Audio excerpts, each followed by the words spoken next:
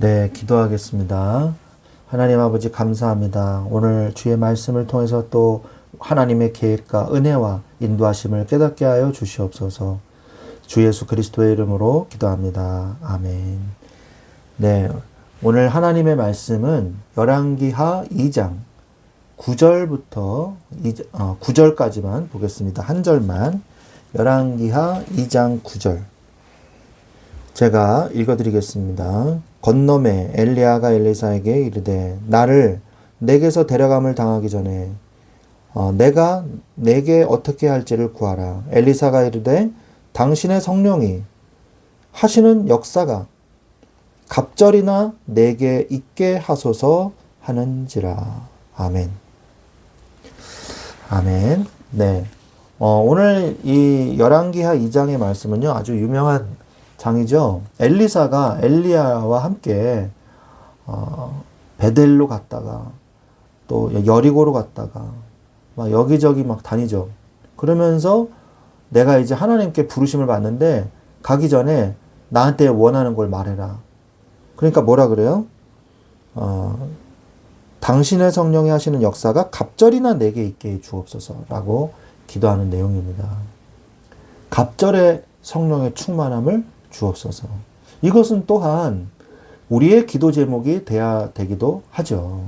그래서 오늘 전체 내용을 좀 보면 하나님께서 엘리야를 하늘로 올리고자 하실 때 엘리야는 엘리사를 떼어 놓으려고 길갈, 베델, 여리고로 이동하면서 머물 것을 권했지만 엘리사는 여호와께서 살아계심과 당신의 영혼이 살아계심을 두고 맹세하노니 내가 당신을 떠나지 아니하겠나이다 라며 끝까지 그를 따릅니다.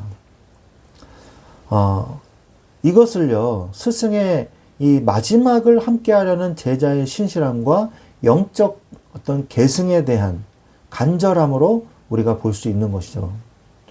엘리사는 엘리야에게 당신의 성령이 하시는 역사가 갑절이나 내게 있게 하소서라고 구합니다.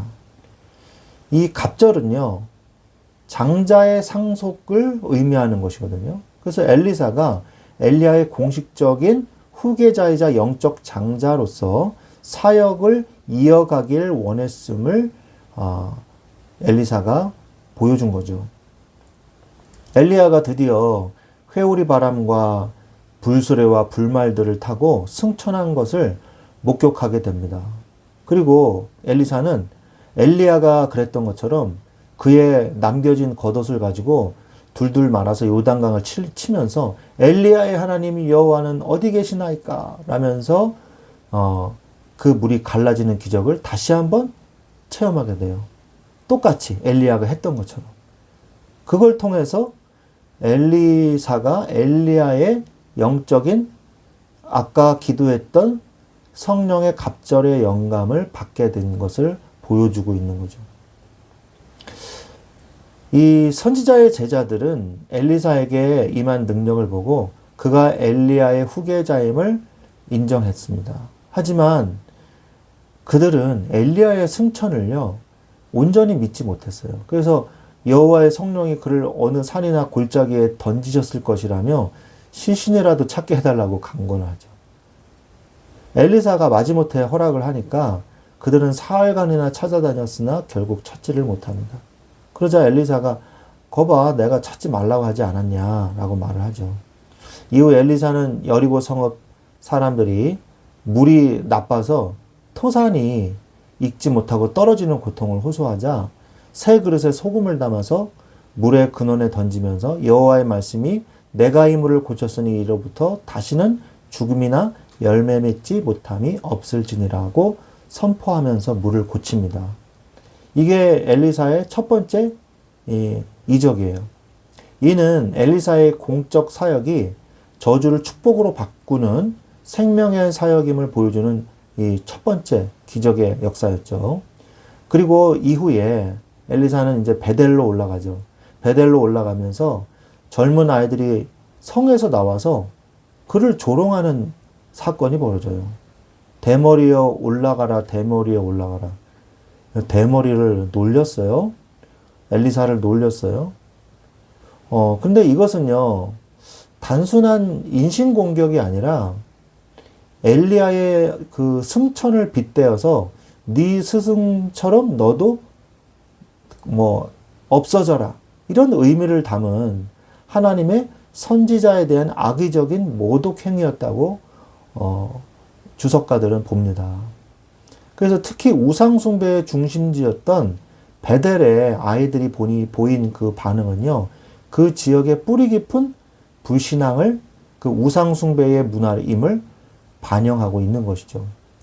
자, 어찌하든 엘리사는 그들을 돌아보면서 여호와의 이름으로 저주했고, 곧 암콤 2마리가 숲에서 나와서 아이들 중 40명이 찢겨 죽는 이런 벌이 내려지게 되죠. 이는 엘리사의 어떤 개인적인 사적 복수라기보다는 하나님의 영광과 선지자의 권위를 대적하는 그 자에 대한 하나님의 공적인 심판이 내려진 것이었습니다. 그래서 어찌하든 간에 이 엘리사가 드디어 이제 공적으로 인수인계를 받고 엘리사의 이 사역이 시작되는 내용이 바로 열왕기하 2장이 되겠습니다. 자, 우리가 여기서 어떤 응답을 받아야 될까요? 엘리야와 엘리사의 모습을 보면서 끝까지 엘리야를 따라가는 엘리사의 모습을 우리가 볼 수가 있습니다. 끝까지 하나님이 역사하시는 곳에 우리가 남아있어야 돼요. 눈치 빠른 사람은요, 끝까지 하나님의 역사하시는 곳에 있는 사람이에요. 그 사람이 승리하는 거거든요. 내게 응답이 오길 바라지 말고 응답이 있는 곳에 내가 가야 되는 거예요. 하나님을 끝까지 따라가십시오. 내가 가는 곳에 하나님이 따라오라고 그렇게 말하지 마세요. 내 일에 하나님의 역사해 주시옵소서. 이게 아닙니다. 하나님의 일에 내가 그 일에 동참하게 하옵소서. 내가 그 뜻을 따라가게 하옵소서. 이래야죠. 엘리사는요, 갑절의 영감을 구했습니다. 세상의 힘으로는요, 세상을 이길 수가 없어요. 스가랴서 4장 6절에 보면 그가 내게 대답하여 이르되 여호와께서 스룹바벨에게 하신 말씀이 이러하니라. 만군의 여호와께서 말씀하시되 이는 힘으로 되지 아니하며 능력으로 되지 아니하고 오직 나의 영으로 되느니라 말씀하십니다. 힘으로도 능으로도 안 돼요. 하나님의 성령으로만 되는 거예요. 그래서 엘리사가 성령의 갑절의 영감을 달라고 그런 거죠. 오직 성령으로 충만해야 세상을 이길 수가 있음을 명심하십시오. 사도행전 1장 8절에 오직 성령이 너에게 임하시면 너희가 권능을 받고 예루살렘과 온 유대와 사마리아와 땅끝까지 이르러 내 증인이 되리라 말씀하고 계시지 않습니까? 오직 성령이 너에게 임하시면 그 다음에 뭐예요? 권능을 받고. 성령이 임해야 권능이 임하고 권능이 임해야 세상을 이길 수 있는 거예요. 우리가 한 시대에 중요한 선지자의 사명을 이은 엘리사와 같이 우리도 성령의 인도하심을 받아서 하나님의 중요한 사명이 무엇인지 우리가 기도해야 돼요. 고린도전서 2장 14절에도 육에 속한 사람은 하나님의 성령의 일들을 받지 아니하나니 이는 그것들이 그에게는 어리석게 보이며 또 그는 그것들을 알 수도 없나니 그러한 일은 영적으로 분별되기 때문이에요. 그랬어요. 그러니까 성령의 일들을요, 세상 사람들은 몰라요. 하나님의 자녀들만 알아요. 어리석게 봅니다. 기독교인들을. 뭐 하는 짓이야. 기도하는 차라리 밖에 나가서 돈이나 벌지 뭐 이런 식으로 얘기를 해요. 뭘 모르는 거죠. 영적인 존재인 인간을 모르는 거예요. 성령의 역사를 모르는 거예요. 성령 충만해야 하나님의 자녀는 하나님의 자녀답게 살 수 있다는 사실을 명심하십시오. 사도행전 6장 3절에 형제들아 너희 가운데서 성령과 지혜가 충만하여 칭찬받는 사람 7을 택하라. 우리가 이 일을 그들에게 맡기고 그랬거든요. 그래서 7 집사를 택하는데 성령에 충만하여 칭찬받는 사람이 나왔단 말이에요. 이게 바로 하나님의 자녀로서 당연히 갖춰야 될 응답인 것이죠. 그게 없으면요, 교회 일도 못하고요, 신앙생활도 하기 힘든 거죠. 성령 충만한 역사 속에 우리가 들어가야 될 줄로 믿습니다.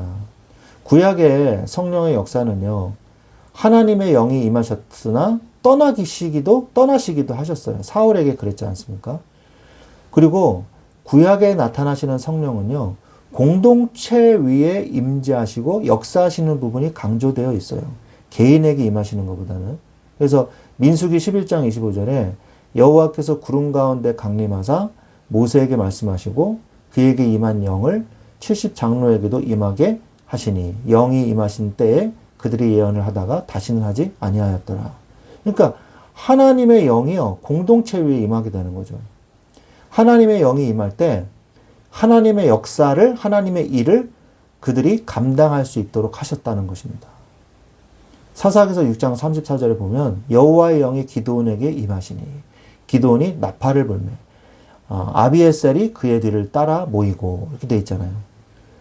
그러니까 하나님의 영이 임할 때 하나님의 역사를 감당하게 하시는 그런 일들을 하셨어요. 그러나 이제 신약시대는 조금 다르죠. 약속하신 대로 성령께서 사도행전 2장 33절에 오순절날 마가의 다락방에 하나님의 성령의 불이 임했어요. 그래서 그 자리에서 3,000명이 예수님을 영접하는 역사가 일어났습니다. 마가의 다락방에 임하신 성령의 역사가 로마 복음화까지 바울을 통해서 전달되어지는 역사가 일어나죠. 그래서 신약 시대에는요, 성령의 역사가 곧 사도행전의 역사요, 사도행전의 역사가 곧 선교의 전도의 전도의 역사로 이어지게 되는 것입니다. 그래서 성령이 한번 내 마음속에 들어오시면 영원히 나를 인치시고 영원히 나와 함께 영원히 하나님의 자녀로 나를 구원하시는 것이죠. 이게 구약과 신약의 제일 다른 점입니다. 개인에게 임하시고 영원히 임하시고. 자, 그래서 물론 교회에도 임하시죠. 개인에게도 임하시고 교회에도 임하시죠. 자, 그러면 우리는 뭘 해야 되냐? 성령의 충만함을 받으면 돼요. 성령 충만이란 뭡니까? 성령 충만이란 성령께서 내 안에 들어오시는 거예요. 내 마음속에 나를 내 마음의 보좌에 주님이 왕으로 들어오시는 거죠. 너희 몸이 하나님의 성전인 것과 하나님의 성령이 너희 안에 거하시는 것을 알지 못하느뇨? 라고 말씀하시잖아요. 고린도전서 3장 16절에. 그러면서 성령 충만이란 뭐냐? 그 성령이 나를 인도해 가시는 것을 체험하는 거예요. 그게 성령 충만이에요. 로마서 8장 14절에 무릇 하나님의 영으로 인도함을 받는 사람은 곧 하나님의 아들이라 그랬잖아요. 그죠? 하나님의 영으로 인도함을 받는 사람들이 성령 충만 받는 거예요. 그러면 인도받다 보면 어떻게 됩니까? 성령이 역사하시죠. 하나님께서 성령을 통해서 일하신단 말이에요. 고린도전서 12장 7절에 각 사람에게 성령을 나타내심은 유익하게 하려 함이라. 그래서 하나님의 유익을 나타내기 위해서 성령이 역사하시는 거예요. 성령의 내주, 인도, 역사하심이에요. 그래서 성령의 충만함을 받는 것입니다. 술 취하지 말라 이는 방탕한 것이니 오직 성령의 충만함을 받으라. 주님이 내 안에서 온전히 주인 되셔서 나를 통해서 온전히 역사하시는 것. 그 상태가 바로 성령의 충만함입니다. 성령의 충만함을 받으면 주인이 되시는 상태인 거죠. 갈라디아서 2장 20절에 내가 그리스도와 함께 십자가에 못 박혔나니 그런즉 이제는 내가 사는 것이 아니요 오직 내 안에 그리스도께서 사시는 것이라 말씀하시지 않습니까? 이제 내가 육체 가운데 사는 것은 나를 사랑하사 나를 위하여 자기 몸을 버리신 하나님의 아들을 믿는 믿음 안에서 사는 것이라 라고 말씀하시죠. 그래서 나의 인격, 나의 능력을 초월해 버립니다. 이게 성령의 충만이거든요. 성령 충만하면요, 이런 일들이 나타나요. 나의 연약함이 없어져 버리고요. 성령의 능력이 강하게 나를 통해서 역사하시게 되는 거예요. 나의 한계를 뛰어넘게 되는 거죠. 고린도후서 12장 9절에 나에게 이르시기를 네 은혜가 너에게 족하도다. 내 은혜가 내게 족하도다. 이는 내 능력이 약한 데서 온전하여 지니라 하신지라. 그러므로 도리어 크게 기뻐함으로 나의 여러 약한 것들에 대하여 자랑하리니 이는 그리스도의 능력이 내게 머물게 하려 함이라 말씀하십니다. 하나님의 능력이 늘 머무는, 내가 연약하기에 하나님의 능력을 더 체험할 수 있는 기회가 된다는 것입니다. 하나님의 권능이 내 안에서 온전해지게 하십니다. 빌립보서 4장 13절에 내게 능력 주신 자 안에서 내가 모든 것을 할 수 있느니라 라고 고백하지 않습니까? 이 성령의 충만함을 이제 지속하려면 어떻게 해야 될까요? 하나님의 뜻과 계획에 나의 인생을 하나님의 뜻과 계획에 내 인생을 맞추세요. 맞춰야 돼요. 형제들아 내가 하나님의 모든 자비하심으로 너희를 권하노니 너희 몸을 하나님이 기뻐하시는 거룩한 산 제물로 드리라. 이는 너희의 드릴 영적 예배니라. 너희는 이 세대를 본받지 말고 오직 마음을 새롭게 함으로 변화를 받아 하나님의 선하시고 기뻐하시고 온전하신 뜻이 무엇인지 분별해서 말씀하잖아요. 분별하도록 하라. 하나님의 뜻을 분별해서 하나님의 계획에 올라타는 거예요. 하나님의 이 열차에 내가 올라타서 기관장 되시는 하나님이 이 기차를 하나님의 성령의 인도하심의 기차를 타고 우리는 가는 거예요. 그러면 됩니다.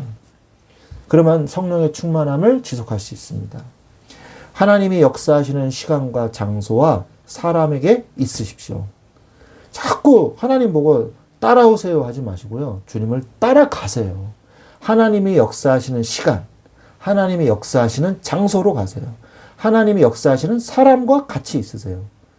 히브리서 10장 25절에 모이기를 패하는 어떤 사람들의 습관과 같이 하지 말고 오직 권하여 그날이 가까움을 볼수록 더욱 그리하자. 예배의 장소로 가세요. 예배의 축복을 누리세요. 하나님의 말씀이 성취되는 삶 속에 성령의 충만함이 임하십니다.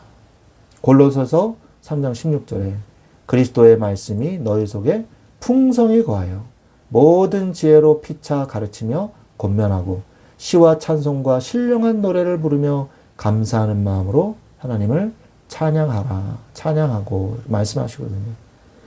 풍성히 그리스도의 말씀이 너희 속에 풍성히 거하여 말씀하잖아요. 그 말씀이 내 안에 거하여서 말씀이 성취되는 응답과 함께 가라 말씀하시는 것입니다. 이게 바로 성령의 충만함이에요. 어리석은 우상이나 인간의 지혜로 살지 마시고요. 하나님의 성령의 충만함으로. 그래서 갑절에 오늘 말씀처럼 엘리사같이 성령이 하시는 역사가 갑절이나 내게 있게 하옵소서라는 기도가 여러분들의 기도가 되고 그 응답으로 풍성한 갑절의 역사의 축복을 누리시기를 우리 주 예수 그리스도의 이름으로 축원드립니다. 아멘.